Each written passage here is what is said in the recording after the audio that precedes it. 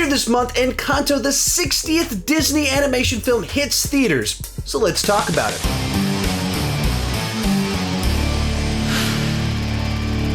Encanto tells the story of a family where all the children are given a magical gift except one girl who must discover what's wrong with the magic. So I went into this movie having not really seen the trailers for it, which is actually pretty rare for me, so I didn't really have any preconceived notions or expectations going in, and I was able to watch it last week with two of my kids, so that was an awful lot of fun. Real quick before I let you know what I thought about it, go ahead and join me down below in the comment section. If you've seen it, what did you think about it? And if you haven't seen it, what's your anticipation level for it?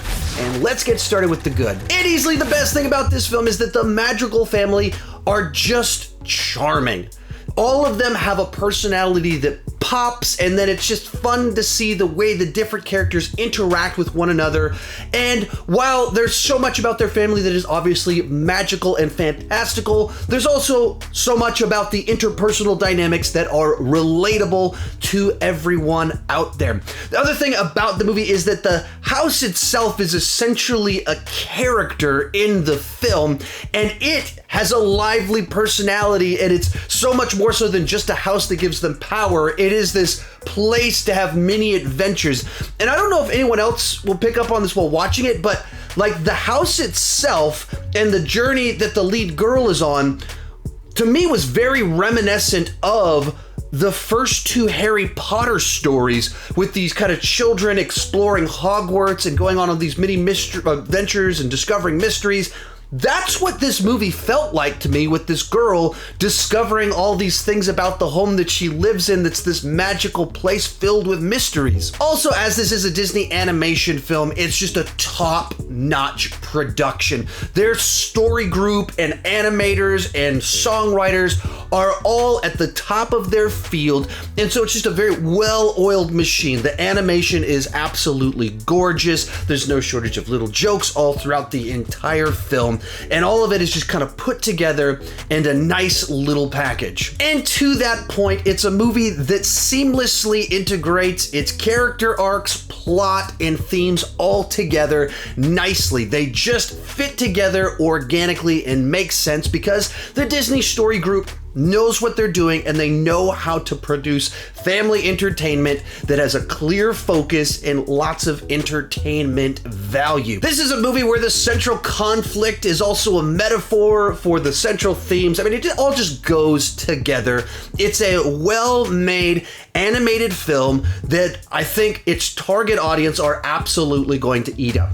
From there, let's move on to the mixed aspects of the film. And simply on a matter of taste as well as kind of personal life experience, this isn't the type of Disney story that I naturally gravitate towards as much. And when it comes to a lot of the kind of the family themes and the nature of the family dynamics that's so pivotal to the emotional core of this film, I think how much that resonates you will depend greatly on your personal family experience. If you have a very large extended family and there's lots of family expectations kind of put upon you, this movie will probably tug at your heartstrings quite a bit more than it did for me, simply because I didn't really grow up in a family where we were close with our extended family. Like, I met my cousins, but I didn't really spend a lot of time with them.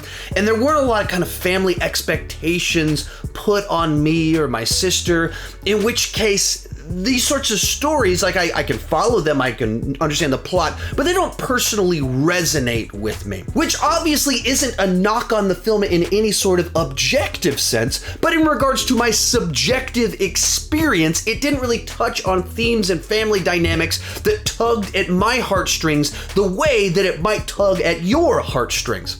From there, let's move on to the bad. And the big problem here is that essentially the central premise of the film involves every member of this family, except one, having superpowers. They're superheroes. But the central conflict of the film is intentionally very small scale and personal to their family, in which case they do all this world building and create this scenario where you have an entire family of superheroes. But that's not really what ties into the conflict or the main story at all. It's just used as a way to have a metaphor for the internal struggle of this girl who feels like the odd one out in her family. So they make that literal and make a scenario where everyone else is special and has a superpower except her. And instead of telling a big extravagant story that involves the superpowers, kind of intentionally doesn't do that, and it's just about the family and their house. And it's just a very strange usage if you're going to give everyone superpowers, if you're going to make everyone a superhero, and someone has super strength and someone has super hearing, and then that's not really what ties into overcoming the conflict at all. That's just a way to make the girl feel like an outsider and make it very literal what the movie's themes are. And I just felt that was a bit underwhelming where they went with the story. Real quick before I give you my final thoughts, remember to join me down below in the comment section. Let me know, what did you think about Encanto if you've seen it? And if not, what is your excitement level? Also, know, coming out next week after this movie releases in theaters, I'm gonna start a 3 or 4 part series where I'm going to rank all 60 Disney animation films from the worst to the best. I started watching all of them way back at the beginning of the year. I've only got a few left to watch, and this is going to be my largest edited ranking series that I have ever done. I can't wait to share it with you. Please come back and check it out. Encanto is another top-notch production from Disney Animation. While the themes didn't necessarily resonate with me personally, and I felt the story perhaps needed a bigger conflict to use all the world building that they did, it's still a solid entry in the Disney canon. Overall for me, it's a B on the entertainment scale. It's a 7.5, and if you love Disney Animation, of course you should see this one in the theaters. Thank you guys so much for tuning in for this video. Remember to come back next week where I'm going to start my series ranking all 60 Disney animation films from the worst to the best, and keep talking movies too much.